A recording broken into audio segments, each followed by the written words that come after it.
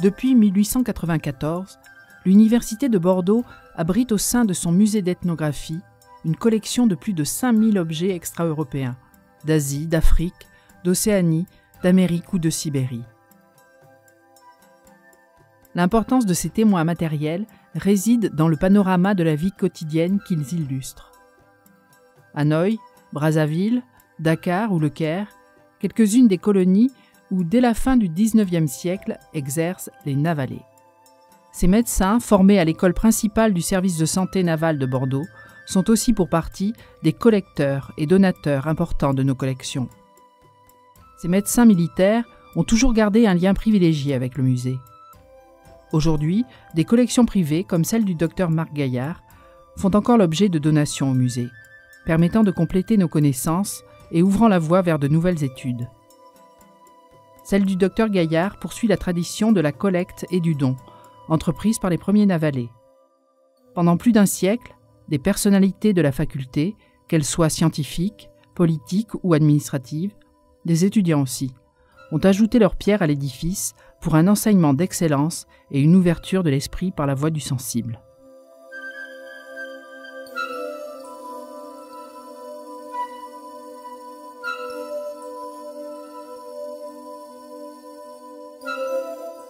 Marc Gaillard est né en 1931 à Rochefort. Très jeune, il se passionne pour les sciences humaines, particulièrement l'archéologie et l'ethnographie.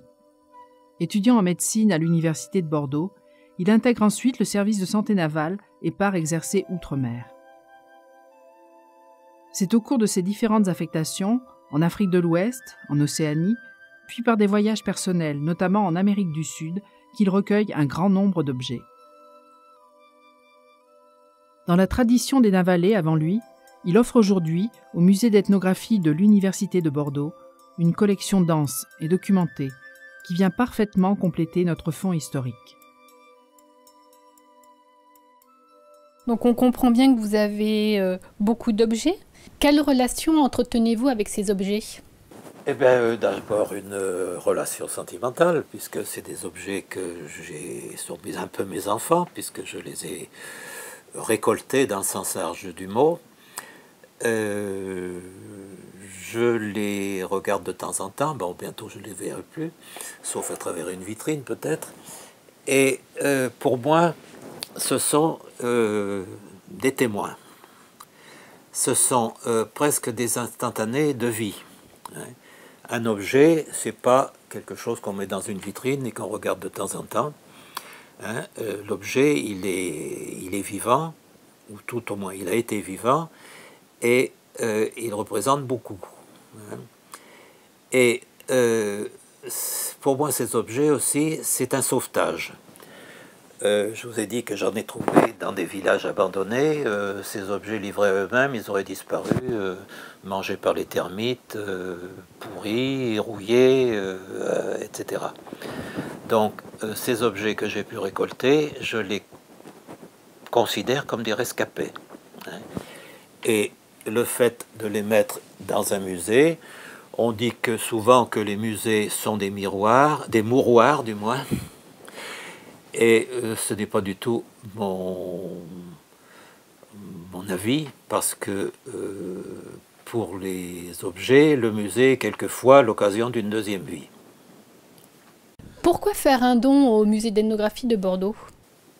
Maintenant, eh ben, mes collections vont revivre. Je parlais tout à l'heure d'une résurrection pour certaines collections. Là, ce sera peut-être pas tout à fait une résurrection parce qu'elle n'était pas morte, mais ce sera une continuation. Je sais maintenant que ma collection ne sera pas perdue, qu'elle sera préservée et qu'elle pourra servir éventuellement à des études ultérieures par des gens qui sont intéressés. Donc on a déjà reçu une partie de vos objets et vous les avez tous préparés puisque chaque objet a sa notice que vous avez vous-même rédigée. Vous avez fait ça pour tous les objets ? J'ai fait ça pour tous les objets, ça m'a demandé pas mal de temps. Mais pour chaque objet, il n'y a pas seulement quelques mots. J'ai, quand c'était possible, indiqué la provenance exacte, l'ethnie à laquelle ils appartiennent, les circonstances de la découverte et ensuite l'utilisation de l'objet.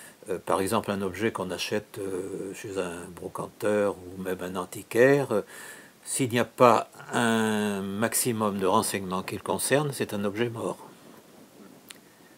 Parlez-nous d'objets qui vous tiennent à cœur. Oui, ben écoutez, je vais vous parler d'un. C'est un objet qui n'est pas très spectaculaire. C'est un objet que j'ai eu en Nouvelle-Calédonie. C'est ce qu'on appelle une monnaie kanak. C'est quelque chose de tout à fait particulier. Ça se présente comme une sorte de chapelet où sont enfilés différents éléments. En particulier une sorte d'enfilage de perles qui sont faits avec de tout petits fragments de coquillage et avec ce qu'on appelle une tête qui est, elle, sous forme d'un objet plus ou moins sculpté en bois ou en nacre avec, là encore aussi, des petits éléments. C'est très, très difficile à décrire. Et cet objet ne sert pas du tout à acheter.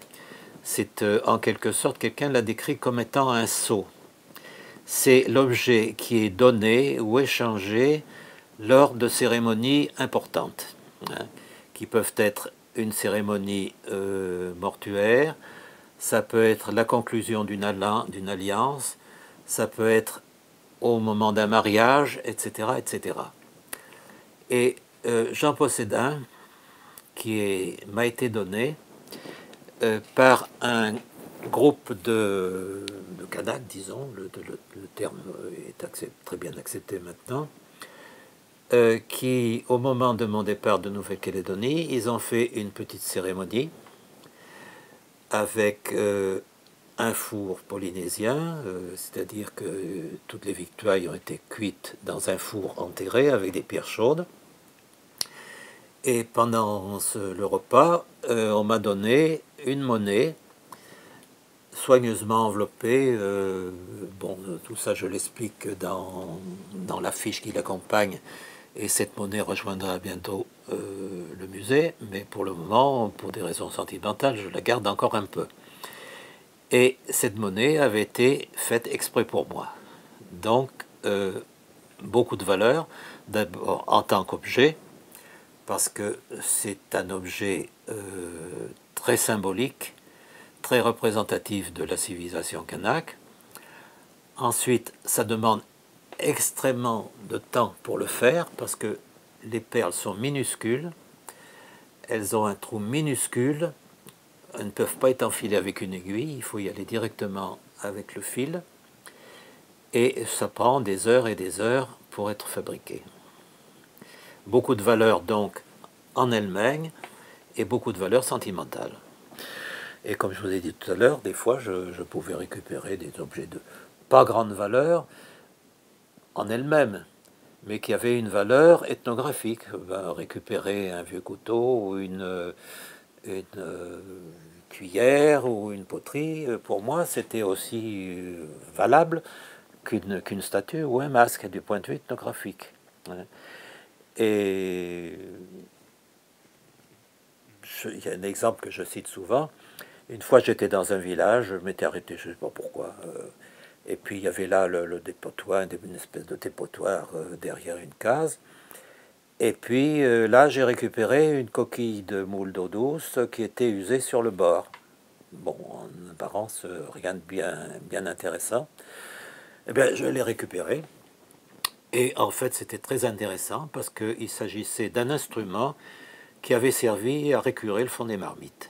C'était un objet ethnographique, je vous dis, qui avait une valeur intrinsèque égale à n'importe quel autre objet. Tous les objets que vous les avez choisis? Ben, c'est eux qui m'ont choisi plutôt. Parce ils ont croisé ma route et moi je les ai récupérés et en quelque sorte je les ai sauvés. Je les ai sauvés de la destruction d'une part et je leur ai donné une nouvelle vie qu'ils vont avoir dans le musée.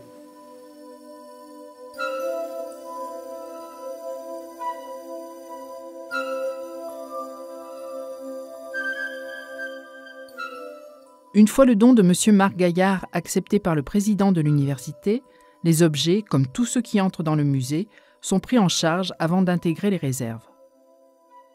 Chaque objet est inventorié dans une base de données avec toutes les informations disponibles qui nous permettent de mieux l'identifier et de mieux le connaître.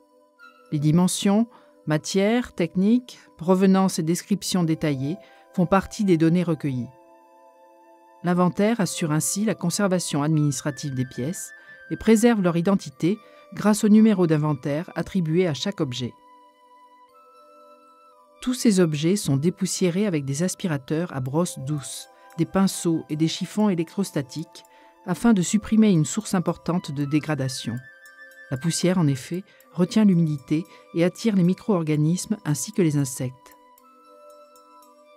Cette première étape est suivie d'une campagne photographique avant que tous ces objets ne soient anoxiés. En effet, les objets ethnographiques sont principalement constitués de matières organiques, telles que le bois ou le textile, et peuvent facilement être contaminés par des insectes.